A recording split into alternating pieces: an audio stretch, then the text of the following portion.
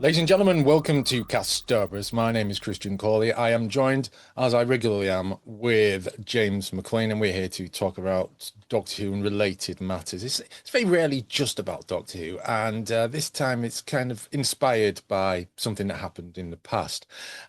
Before we proceed with the main topic, don't forget we have our Patreon where you can join the archive and find lots of old stuff. Currently publishing a lot of interviews that Brian Terranova did. We've got Daphne Ashbrook, Sylvester McCoy. There's a tiny one with Paul McGann. There's Matt Smith. There's Karen Gillan. There's people whose names escape me at the moment. There's a whole raft of them that never appeared on the old Casterborous site, and there's going to be more stuff that was on the old Casterborous site, but it's been lost, like lots of stuff on the internet has. That's going to be added to the Patreon archive, so you can join us patreon.com/Casterborous for that. James and I are recalling what happened, basically, because we're in a situation now where Doctor Who has been cancelled or it hasn't been cancelled. It wasn't cancelled in 1989, but it was cancelled. So where are we now with that? Who knows? But there were certain things that happened after that. So this is kind of a, what did you do during the war, Dad thing? Only it's a pathetic sidestep from that. What did you do during the cancellation? So James and I are of a similar sort of age, Yeah. within a few weeks of each other. So this arrived for us both at more or less the same time. But I think from having spoken to James on the matter of Doctor Who for like 15 years, whatever, James was a bit more into Doctor Who in 1989 than I was. So we're in a situation in the modern world now where there's no real Doctor Who coming along for the foreseeable future. So this was also the case in 1989. Whatever Doctor Who magazine was telling us about a new show in production or whatever, or so and so talking to so and so. So, what did we do, James, in 1989? We've still got an animated show which is on the slots now, haven't We we? do, yeah, So yeah. That's just coming for along on CBBC. I think is it next year? It's coming. I think it was 27. I did see it's worth throwing this out here. I don't agree with it, but just for the interest of fairness, there was an account on Instagram which was arguing that maybe the Christmas show hasn't been cancelled. And its argument was I think last week there was an interview published still with Russell T Davies still talking as if it was going ahead. That it's not, but that it still says Christmas, I think, on various BBC scheduling things, that it's still on for Christmas, and Right, that sometimes stuff gets done in the autumn. So I think their argument is we're in an era of where television is sometimes aiming for subterfuge or confusion to try and drum up publicity or to get things in the news. And this is potentially a new wave approach to try and diffuse, get people talking, and then right. for it to come on anyway. I don't believe it's that at all. But I just thought it's interesting that that is the sort of counter discourse which is out there, which I think we should just sort of mention, Yeah, all even right. if No, yeah, I well, don't but that think. that is that. I mean, I, I imagine that there are people who would read things and think, oh, well, it hasn't been cancelled, really. It's all publicity. But is that not a kind of a self-defeat? Is that's almost a kind of a I've got this brilliant idea to kill the fly on my foot. I'm going to shoot it. Is that Well, I don't know. I mean, I suppose the argument is, and I don't think this is it. I don't think it's real, but I think we will start to see this. It's almost like an evolution of the whole like Spider-Man No Way Home. There's no other Spider-Man. There's no other Spider-Man, and then at the end you reveal the Spider-Man. But the whole question of whether there were Spider-Man drummed up their activity. Hmm. So I think we will eventually see shows or productions or people involved in creating shows perhaps going down routes like this because it does in a weird way work. Does Doctor Who do we have what any well evidence Doctor of Who's it been working beyond Doctor Who, behind Spider-Man's other Spider-Men? well I'm saying it's literally working now because everyone is talking about Doctor Who. Well, not everyone, but Yeah, yeah, it's never been that's as much in the conversation. So so again, I'm not saying they're doing it with this, Mm. but I'm saying as a strategy, I actually think it's actually quite a good strategy because now we're in a post-truth world, as we've been saying for years. Facts matter less. What matters is how you can punch through the amount of discourse information, which is Mm. suffocating the world. How do you get to the front of that? Now, cancelling your show under very weird circumstances would be a strat into actually getting right at the front of Yeah. that discourse, I which mean, it has yeah, done. yeah. So again, I don't think this is what's happened. I think this is actually is what is. But what I'm saying is that it's to me there is actually an argument that these days where it isn't about facts, and I think even the repercussion they turned around and went, actually, this was all a ruse. Actually, is coming back, or I don't think people would turn away. I think even that would become a conversation point, Hmm. keeping it in the public consciousness, global consciousness. So I think, yeah, I think that's, I don't think we're at the space yet where I think the industry is willing to risk that sort of approach yet. But I think it will because Right. you're getting to a point where how do you command the airwaves? And if nothing's accountable, as we've seen with politicians across the world of all political sides, because eventually the wash of information just means what has been said is so far gone by the time anyone you've moved forward. Yeah. Television media is going to start doing this because it's going to work. People are talking about Doctor Who. Uh, I don't think this is what's happened, no, but I no, no. think Yeah. we could see this sort of thing happening I would in say a there's few years' probably time. a couple of counters to this, and they're both along the lines of the same sort of thing, and that is credibility. If you're going to do that, then it's surely that's just like a one shot. When politicians say something that is not true or obfuscate towards one side or the other rather than going straight down the line with the facts, that affects their credibility. Yeah, Not absolutely. all of them, but most of them, especially But the those industry, ones that you already have like an inherent trust with. If the BBC of all organizations already has a trust issue now, so well, that is true. This is why I don't think yeah, the BBC would do it, yeah. but I Um, think others might. And I well, is think there you're not right. also a point if you hear something's cancelled, don't you just move on from it? Well, this is it. Maybe you do, but I think this is going to be the argument moving forward. If people if people don't really know you exist, they're going to move on from it. If people are made more aware that you exist and there's a conversation about it, which leads to more information towards a direction of something happening, Hmm. maybe you'll carry on for the ride. And those who wouldn't would probably wouldn't anyway. The issue with this, like you said, is that I could imagine this happening like once or twice. You couldn't keep doing it. No. But then the industry isn't like this homogenous master brain. It's people looking for whatever edge that they can get and then using that edge. So yeah, I think these sort of things are these sort of arguments.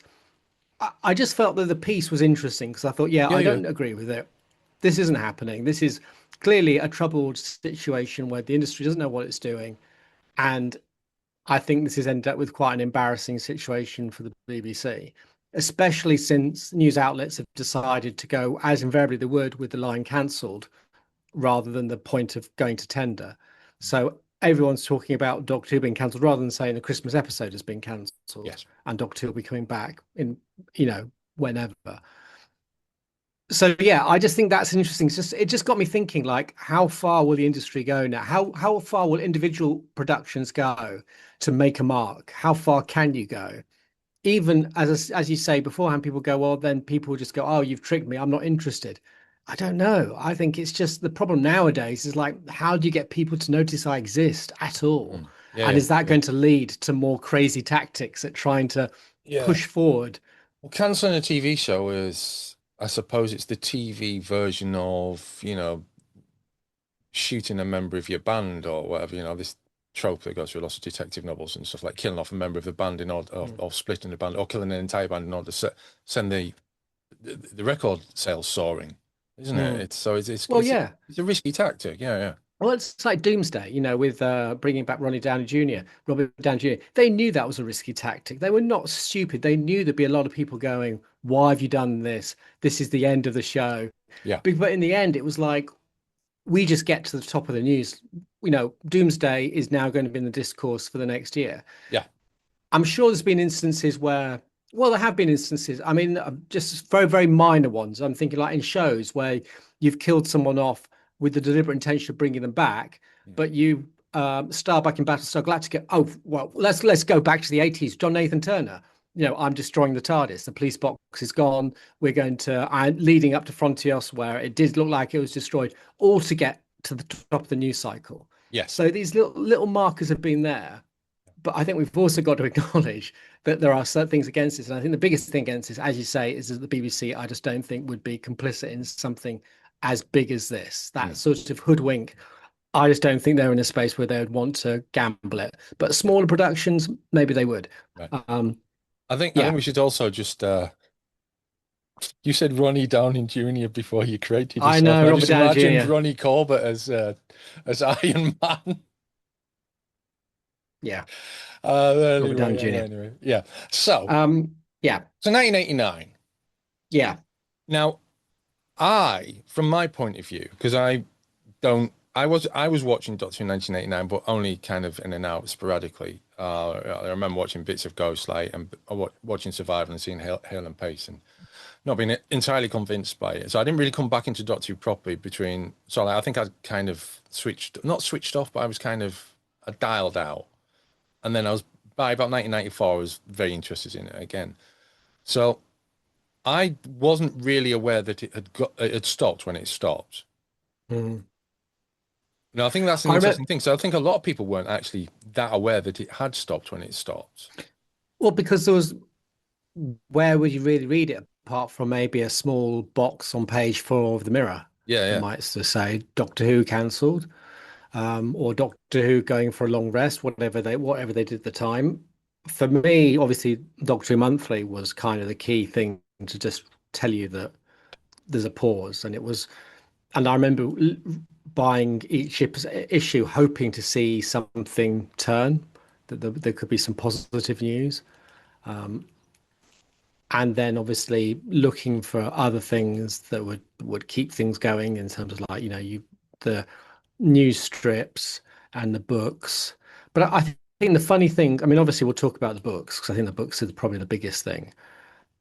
There was always that feeling of what is canon in the 90s. I think was really, really prevalent among Doctor Who fandoms, obviously not with people generally. They had things to do.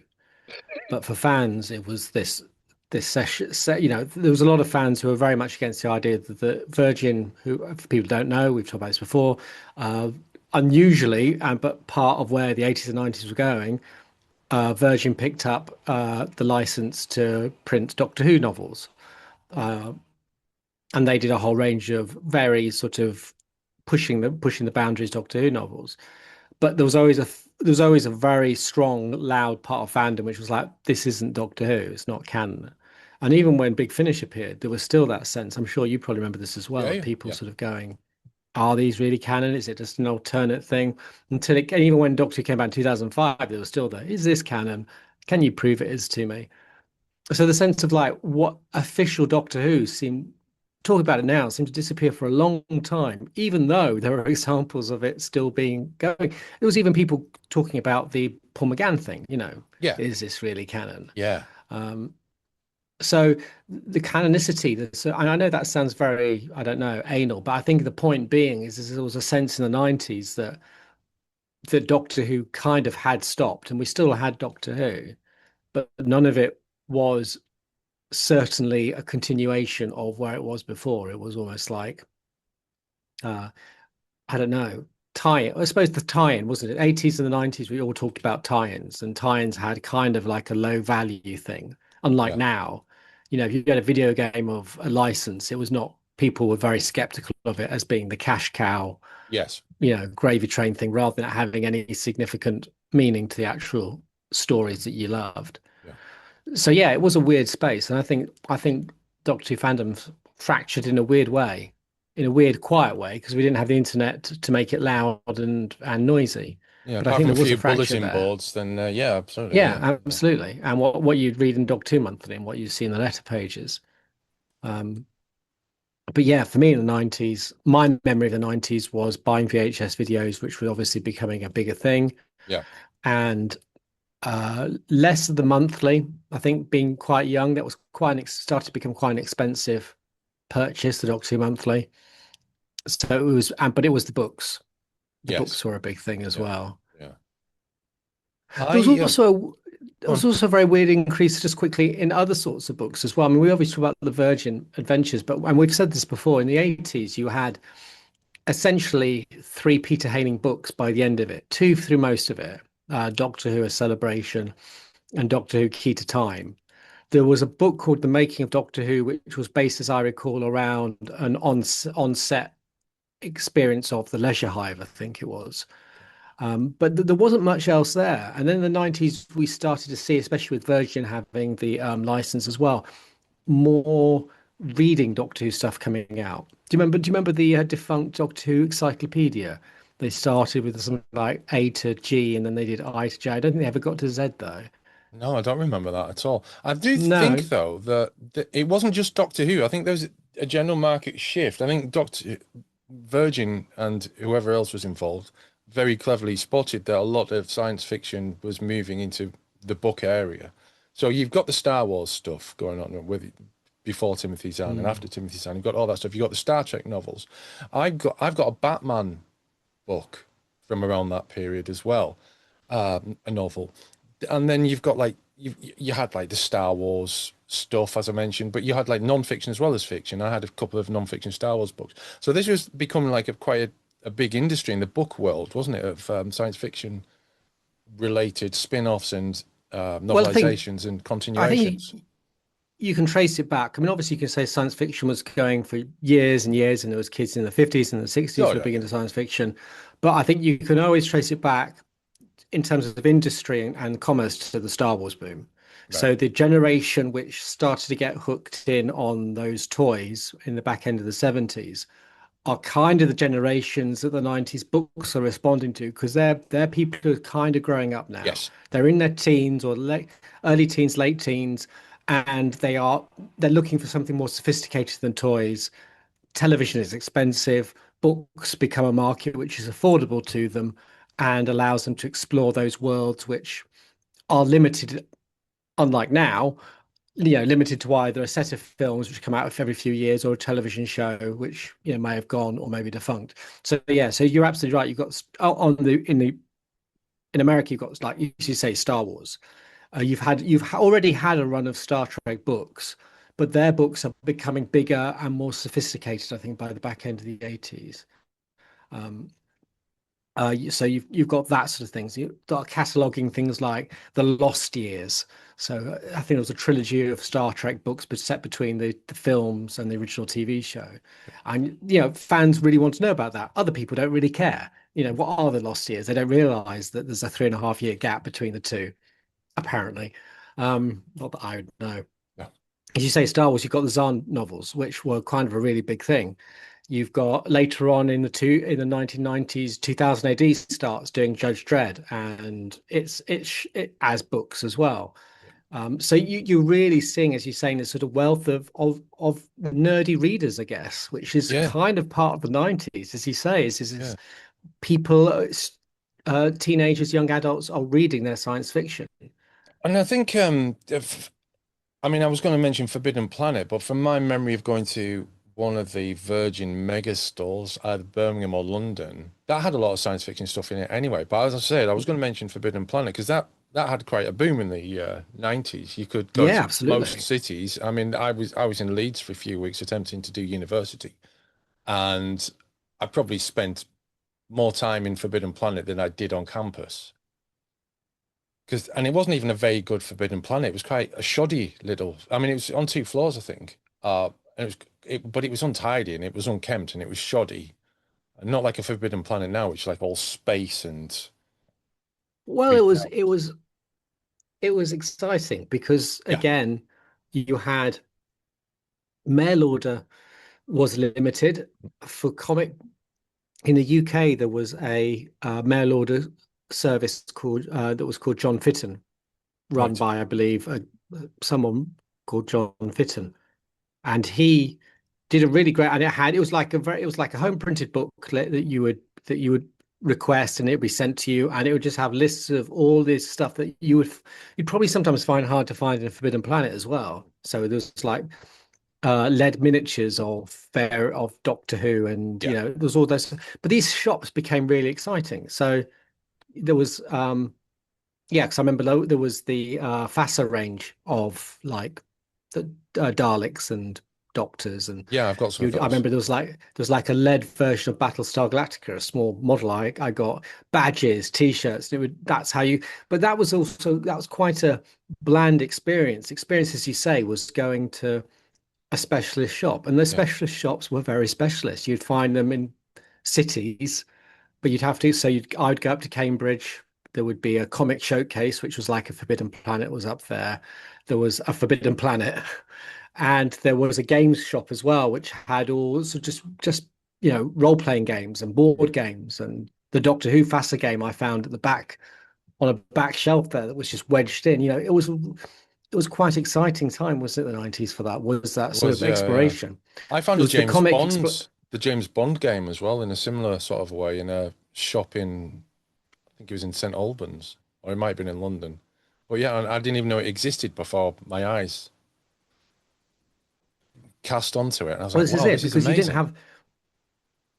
you didn't have that sort of access to what you could call tracking data. You couldn't necessarily, the only way you could track it is what you would see in, say, a magazine that would say this is out now. Yeah. And if you missed that magazine and you didn't have a catalog that was selling this stuff, it was hard to know about this stuff. So yeah, you'd go into these places not massively armed with knowledge.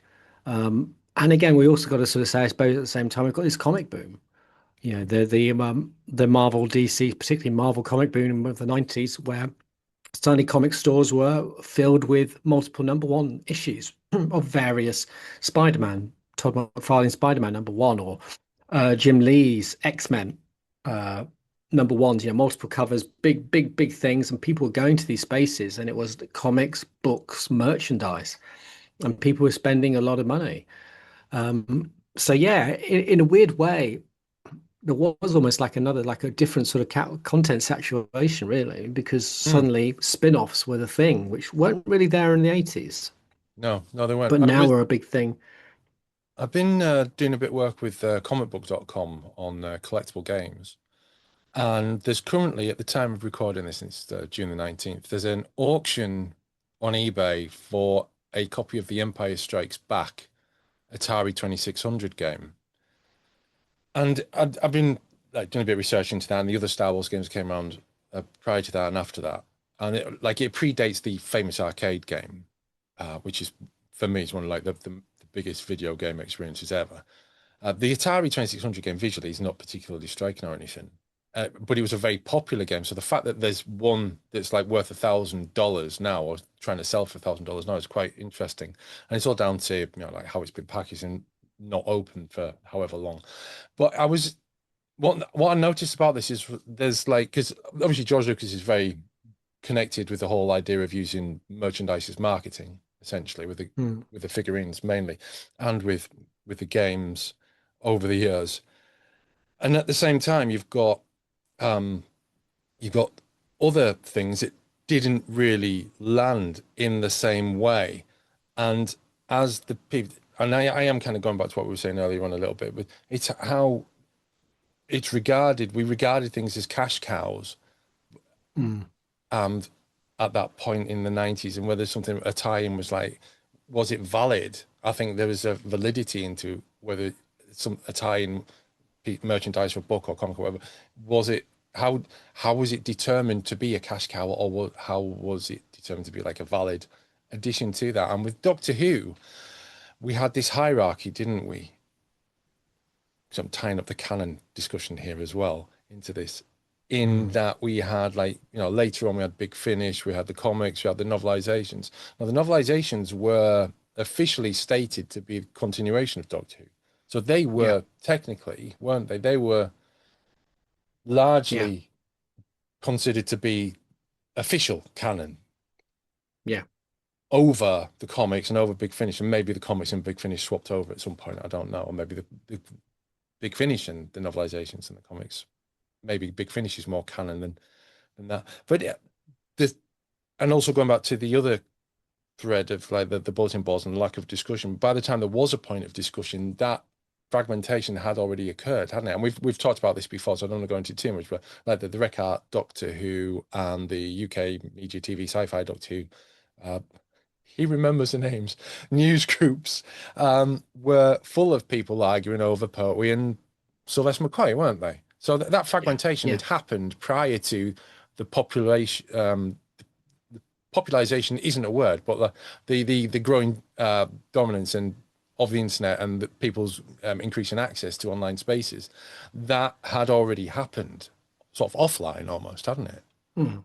Or at conventions, Well, it presumably. was, yeah, I suppose in the end, those 90s was the end of the offline era, Mm, obviously. And that offline era was kind of special because it hadn't fragmented. It wasn't able to fragment, and it doesn't properly fragment. And I think it stops becoming less merchandise in non-screenable merchandise becomes less powerful as soon as the internet invariably comes in. As soon as it comes in, that era kind of shuts down. mm. And you still get some books, there's still things going on, but it has shifted. And I'd be really interested in knowing why that is actually. What is the is is there something about the power of sort of like the online communication, the forums which start to instill certain hierarchies again? Is it to do with simply, I don't know. It feels a different era, and I don't like it when I'm just going on a feels, but it feels Mm. like the 90s, and it could be just that I grew up. It could be just as simple as that. But I suspect it's more than that. I mean, the tie-in is a fascinating thing. It's always pissed me off, this whole notion of value, whether the tie-in is a cash cow, because every product's a cash cow. If you want Yeah, to cash focus cow, yes. on the nature of commerce and media production as it being by default a cash cow, because you're producing something in order to earn money from it or generate income profit from it, then everything is a cash cow. But unless, if for want of a better term, probably, but if that's not your focus, then something's going to come along. Something tat Tom Baker underpants might be a cash cow, whereas a sonic screwdriver replica isn't. Whereas they're both there for the same purpose, aren't they? Obviously, you can't wear Yeah, a sonic but screwdriver or pretend to open doors with underpants, but they're there basically for the same purpose.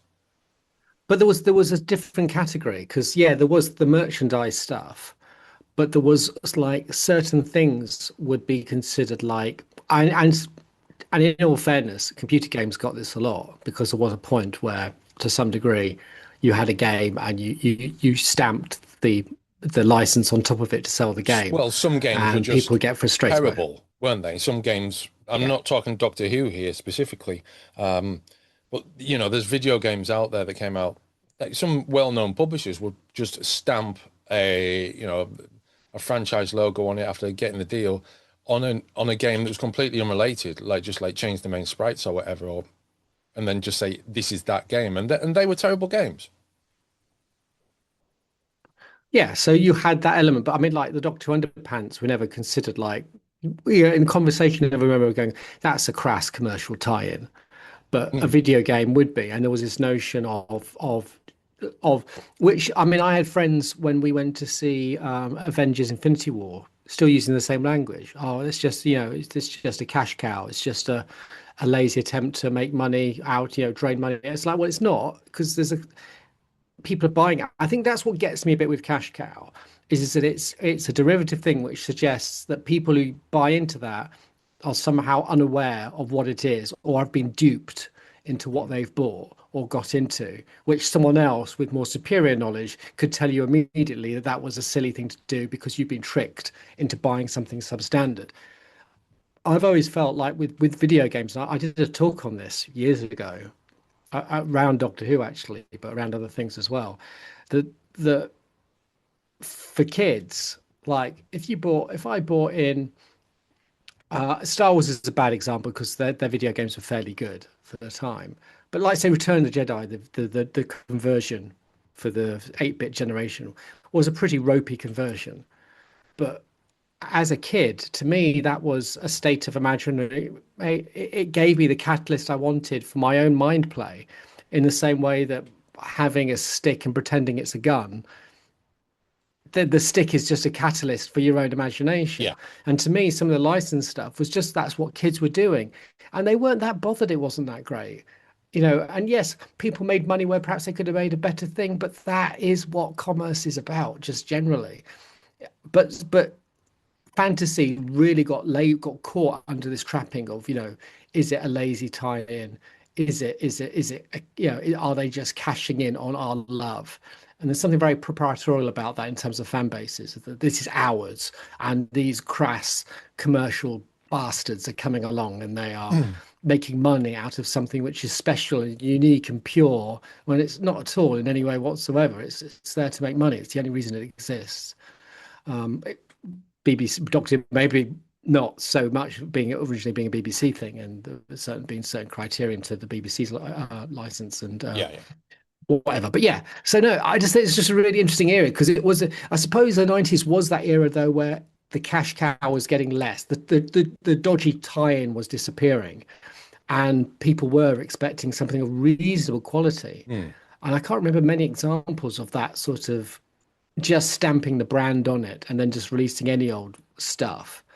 And you get to like the early 2000s, and you've got like the Matrix video game, which is that got that proper canon tie into the film. It's meant to be played as part of the film experience. And suddenly you are seeing a shift. But then we were seeing it in the late 80s, with the Ocean's output in video games, RoboCop, Mhm. Batman, Yeah. the movie, some really good quality tie-ins. The Cape Crusader, Yes. even Dalek Attack, bless it, was trying to be not just something. It was trying to do something slightly, Yeah, yeah. honourable to the material it was dealing with. Yeah, so I think the 90s was, and we've seen this in the social media discourse at the moment. A lot of people, Peter McTighe, Russell T Davis, people sort of saying, look, this is actually not a bad space now. We're in kind of exciting no man's land of opportunities. Let's not see this as a down thing. Let's see this as an exciting thing. And I think there's some possibility to that. I think maybe we do need a reset. We needed a reset in '89 because older fans absolutely hated McCoy in the same way that older fans now generally absolutely, some of them absolutely hated Gatwa and Russell T Davis. The things I've seen said about Russell T Davis, people sort of saying that Gatwa was just the Disney Doctor Who and never existed. Um, it's really, really interesting. Do you see that thing, that reported interview with Capaldi that came out this week, It's something to do with him feeling there was where too he's many actually doctors. too many doctors, and he wasn't happy with the direction of the show was Yeah. going, which is one of the catalysts for him leaving. And again, that will be used by certain quarters to prove that Capaldi was the last Doctor Who, in the same way that people would at the back of the time were arguing that Tom Baker was the last Doctor Who in the 80s under John Nathan Turner should never have happened. It's so weird seeing the cycles and seeing exactly the same reactions. And you've got to think, is it all about quality? Is it about change and just expectation? You get Yeah. used to something to a certain point that it needs a bit of space to be refreshed again. You've got to have the toy taken away for you to appreciate it. I did see a chat. I think it's The Rest Is Entertainment. I don't know. The Richard Osman Hmm. podcast where he talks to a lady who was discussing the doctors and how it was perceived that Ncuti Gatwa possibly didn't get the brief in terms of the publicity side of things and appearances and things. And they went through like Chris Eccleston, Mm. not so much. Then David Tennant and Matt Smith and Peter Capaldi all got the got the memo about it, but shoot, he didn't. And then I was thinking, and you know, slight rarity here, but I've always always been very positive on this point. They didn't mention Jodie, and she, for me, 100% got the memo on that. She was absolutely fantastic at public appearances as the Mm. Doctor, and they didn't mention her. I felt a little bit sorry for her. But yeah, Yeah. but you got that with McCoy and a bit with McGann, didn't you? I mean, McCoy in those earlier discourses in the early 2000s would invariably be missed, and certainly in terms of the official output, BBC would produce a show about Doctor Who, totally ignored. Yeah. So these again, the repeated cycles, it is crazy, and I think to me the key thing here is that from 2005 to 2025. I think Doctor Who has been fairly good. I think this is the problem, is that give 10 years and people look back, they'll see a show which was actually fairly consistent, didn't go through any periods it was absolutely terrible as people think it did. It was fairly consistent, it was fairly reasonable, just like the old show. 63 to 89, be fair, fairly consistent. There's very few points I mind warp yeah. I yeah. aside. I generally agree. I just going back to Capaldi, and I haven't watched it, but knowing what I know about Peter Capaldi, and I know he said there's been a report of him saying something about the size and the scale of the show, about it being a little show. I suspect Mm, he wasn't talking about anything political or social political or anything in that no. terms. I think he was talking about the scale of the show and the big finales getting bigger and bigger and bigger, and the direction of the show in that regard, rather than it just being a little monster of the week show, which is the show that he grew up with. I suspect strongly that's what he's talking about because I mean, we were saying it at the time. We've been saying it almost since James first came onto the podcast that like a universe threatening finale year after year after year after year. You're raising the stakes and Where do you completely. go? Where do you go after that? And yeah, so yeah, it does. I mean, that's still a problem, isn't it? So I don't know if we're ever going to get around that. Well, I don't know because there was a couple of examples where it didn't, but no one liked them. And I don't think they were great episodes, but like the first season of Jodie, the end of that is actually quite low key. Mm. There's no like massive end of the world. There's a No, I bit, but it's think not as big as you've got this strange it had world been. building with There are a that couple of episode. occasions where Yeah, you've got that world building with that episode and the first episode or the second episode, I forget. With the bad guy, but I think what the problem is with that, it's a little bit impenetrable with the the the, the planet has got a silly sci-fi name, and the bad guy's got a silly sci-fi name, and she gives him a nickname which makes slightly more sense. And I think maybe that is what the problem is with that. And also, there's other things. Uh, I mean, there's a serialized.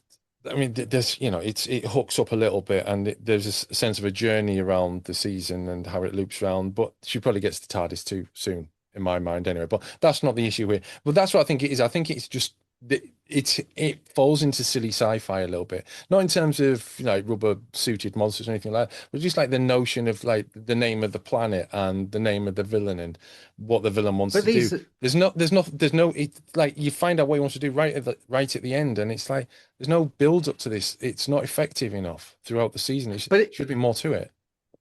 it's still an example of a season which went against Yes, yes, where the show had been going. And I yes, felt Chibnall was there, perhaps seeing what we've talked about, that he wanted a series which felt a lot more low key, a lot more about people, a lot less yeah, about yeah, end of the world stuff.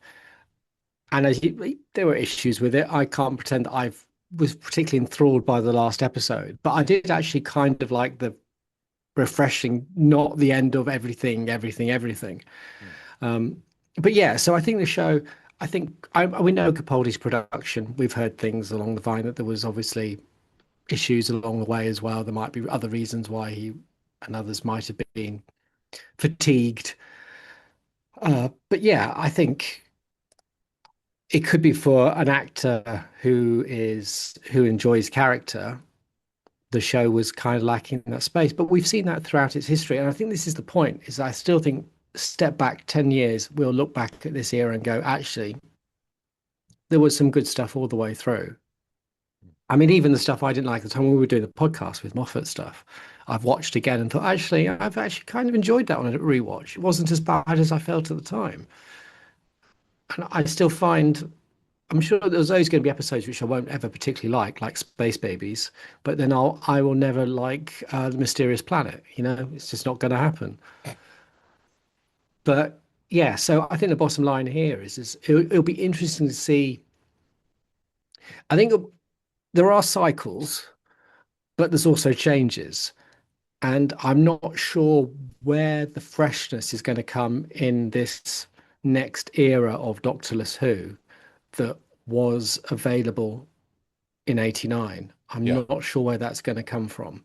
Well, do you know what? I Um, mean, as we've been talking, it has occurred to me that, there were spin-off things. There was independent media doing Doctor related things, and our friend of yes, the absolutely. podcast, Yeah. Gareth Kavanagh, does do that. Mm, And yes. he's not doing BBV stuff. Look it up if you know what that is. He's producing comics with some of them have audio descriptions, some of them have like audio documentaries and stuff, all sorts of stuff accompanying them. So uh, inadvertent plug there, but yeah, go and check out what Cutaway Comics are doing because that's really a But good that good thing, I think. but that might be the way it goes Yeah. because there is a certain sense of Gareth aside, but what Gareth is doing, where Gareth kind of is producing a pipeline for people who have had connections with the show to produce materials based on those connections. So you have material like, for instance, with Paradise Towers. Uh, that is like that's great. So maybe the way that the digital, because we do certainly have at the moment like a digital Wild West, which is kind of scary and sometimes quite great. So far as like us, like YouTube, like all these spaces which are kind of unregulated to some degree. Hmm. People can get stuff taken down, but it's still a space where there's a lot of stuff happening, which is outside of the immediate control of the previous empires, which would control distribution. Maybe there is a space for stuff to be done where people involved in Chibnall's, McTighe's, the Moffats, the Davis might end up doing stuff which is adjacent, which is sort of a bit like what Gareth does. You know, it could be that like Gareth has done before. Not wanting to make Gareth the middle of this, but like the midnight theatre plays. Are there things? Yeah, I think just talking about this now, I can see the opportunity for things to happen while Doctor Who is quiet. I think the only issue I've got here is that unlike most of the excited shouting and screamings on social media, I don't, and I know we've talked about this offline. I don't think it'll be that long before it will come back. I don't think we're looking like a 10-year grace period. I think they will find someone to tender, and I think it will come back, sooner than later. Not, I still think 18 to 20, 18 months, 2 years. I think there'll be another Doctor Who. Um, so I don't think it's going to be a long period, but I think it will still be a period. Yeah. So 18 months, do you think? I know there are trepidations around production companies around picking up something like Doctor Who, but at the same time, this is a big flagship. There is potential to be money to be made. Um, I just don't see everyone. It's not a poison chalice in the way that it could be a poison chalice, but it could also be a very successful thing if the right people go for it. So, and I think I'd just be very surprised if it's totally out of the race yet. Um, it still clearly does well for the BBC. BBC still wants to continue it on. If the BBC didn't want to continue it on, this would have been a good point to sort of said, again, like in 89, we're putting it to rest for a while. Mm. Bad Wolf has stepped away. We think it's time for Doctor Who to go, but they immediately said no, it's going out to tender. We want to keep this going. So there's no sense whether it's because it does do globally well enough for them, whether it does well enough in terms of merchandise, whether they just need a loss leader to brand their part of their output, their drama output for the globe. Whatever reason, they still want it. So I'll be very surprised if it doesn't find someone who will take up what I don't disagree is going to be a difficult relationship. I don't Mm. think this is an easy thing to work with. The problem with, especially when the BBC puts it out to be for a producer, but ultimately it still wants say. You start to get a lot of cooks there. which I think is probably some of the things with Bad Wolf. But we'll see. But yeah, I don't think it's going to be the 10, what was it, 89 till 2005, technically, if we ignore the No, 96 I section. I think it's going to be closer to 5 years, to be honest with you. I think it's going to be more, and maybe that's a good period for it to be, actually. Maybe that because you're roughly in TV movie sort of territory between the TV movie and 1989 at that point, and there's an opportunity for just it to Doctor Who to crystallize as something that was quite good, rather than I, maybe something I don't that think people have lost interest in. I don't think the BBC's got that time on its hands. I think it needs something fast. I Right. think it needs at the moment IPs that it can show globally and Yeah. nationally that But it's at the got same time, it's relevance. not in a position to force the matter, is it? It can only go because it's going out to tender. It can only go within, market forces, whoever's interested. That's the direction the BBC has to go in Well, because of the charter, and that's what they're left with, isn't it? So that it is depends on fun. but it depends on what the tender is. It Yeah, depends on what the details of it are and whether there's any fluidity to it. You're right. There is a point here where the BBC could be asking for something which most production companies would consider unreasonable, and it's just not worth it.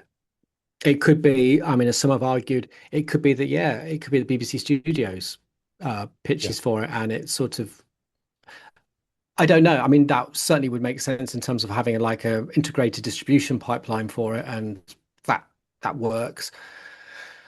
But yeah, I would. So yeah, I suppose the answer is here is I would be surprised with all things given that it didn't find a point of tender within the next 8 months or so. I would think we'll get a name, but at the same time, I wouldn't be absolutely shocked as you say, that they can't because politically it is a difficult thing. We don't know kind of what sort of financial burden would be put yeah. upon the production companies to carry this, and whether that would be just one that production companies just couldn't afford to risk. I don't know.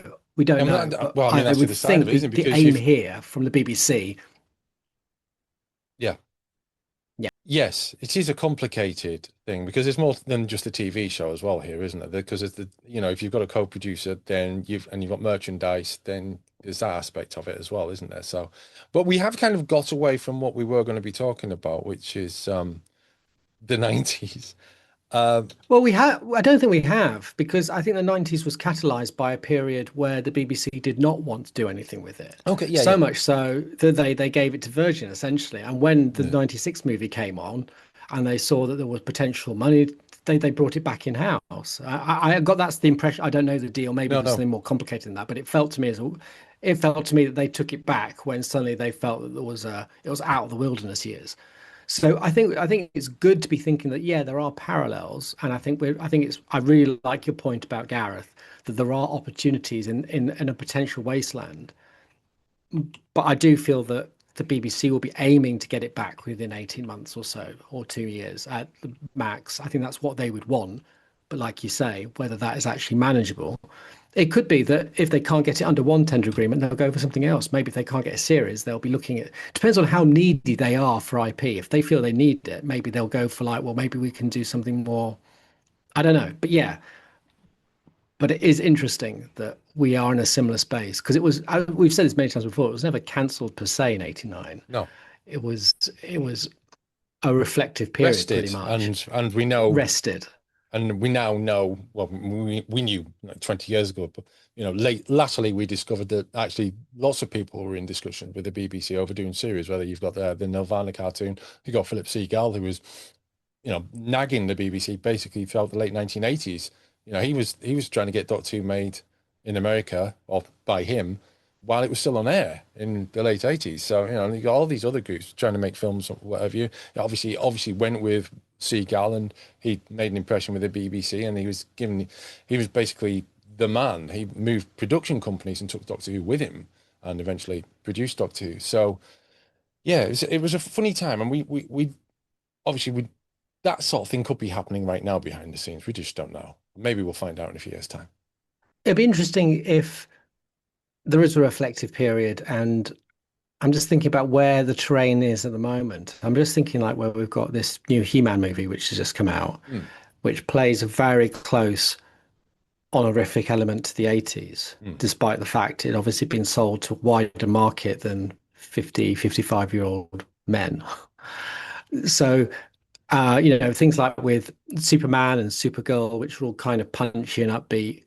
Uh, Marvel has been trying that with the Fantastic Four. I think Doctor Who tried it, obviously, with Gatwa. There was a sense of it trying to be a bit more punchy and colourful and upbeat.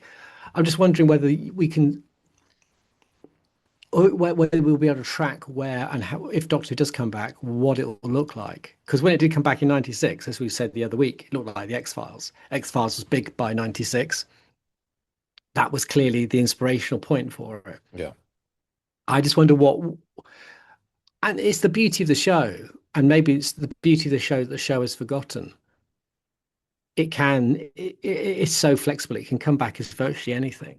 And it's always surprised me. We've talked about this before. Every time we get a new production, a new producer, it comes back essentially the same thing as before. And it's Yeah. just like that's really surprising to me because you can just stamp such a different even Jodie's, which I thought was the furthest removed from what it had been before. It still felt like it was still covering the same tracks. It was still on the same tracks. Um, yeah, it's fascinating. Yeah. Well, we'll wrap it up there. So, obviously, let us know what you think about where Doctor Who is now and what the spin-off opportunities are, what the merchandise opportunities might be, how you looked at Doctor Who 1989 to 1996 through to 2005. And do you feel if there's anything similar between now and then? Because it might just be me and James. I suspect it's not, but it might be. We'll be We'll look out for your comments. Leave them on the Patreon, which anyone could just pop into and leave a comment on, or on the Substack. And the links will be below the description in your podcast player. So you can, One final question for you, actually, and maybe okay. that'd be something that the people who might want to respond to. The New Adventures, which was your favorite, do you think? Did you read the New Adventures? You did, didn't you? Yeah. What an actual I don't know what my favorite one was. I think it was probably one of the five in the quintrilogy with the Medlin The Monk. early quintrilogy. The Medlin Monk one. Oh, right. Yeah, yeah. Oh, Um, yes. because I came in because my Branches to Rick Smith didn't have a whole sequential list of them. I just went into them Mm. and picked them up, and so I think I bought No Future as the first one, which wasn't a great place to even enter that No. quintrilogy. But Conundrum's probably the one I enjoyed the most. So I think that's probably my favorite. But just because I was laughing out loud, you know, I get that reference. It was full of references. It's an amusing book. So I think it was probably that one. Yeah. I think it's really, I know we're going on a bit, but I just think it's thinking back and just thinking like this was a space where Doctor Who had been sort of fairly predictable sets and outdoor locations or London or wherever. And suddenly you had this opportunity to go anywhere with it. And there was obviously a lot of arguments at the time that it was no longer Doctor Who, Mm. that it no longer felt because it was no longer constrained. And then you get like, I think it was Gareth Roberts who did the Well-Mannered War, wasn't it? The Missing Adventures, which started to Yeah. pop up, which again is Prothos and Romana. fascinating when you think that in the '90s, that's when you start. Yeah, yeah, and that was he wrote that in like four sections to mimic the four parts of an episode, and you get these attempts to try and mimic the feel and try and expand on it, and then you get these ones like, as you say, No Future, um, Love and War, famously Transit, which really tried to break the mold and do something massively different. Um, and I think what's really interesting, just to finish off on this point, and maybe what people want to reflect on, is so much of that freedoms in approach and narrative that was in the New Adventures, and also in the BBC books which followed, because they were largely the same authors, hasn't really occurred in the series. Mm. You get occasionally you get it, like you get the Doctor Light one, but the Doctor Light one would really only be because they were doing like two units and they didn't have him and he was off doing another story. But you think how many of those New Adventures the Doctor was virtually not in them, and they'd have other characters or I don't know. The world building, the scale, I wonder whether that would be a really great place if they do go back to Doctor Who to look at those new adventures again and just think like, well, where are the scopes here that perhaps the show got in a bit of a rut and could explore in different ways. Um, but yeah, Yeah, what are the new adventures that people liked? I'd like to know. yeah, that'd be very useful information actually, because we could discuss the new adventures based on that. But Yeah, yeah, so get in touch, let us know. And if you want to drop an email, then it is podcasterberus@gmail.com, because I come up with stupid email addresses. Until next time, it's goodbye from us.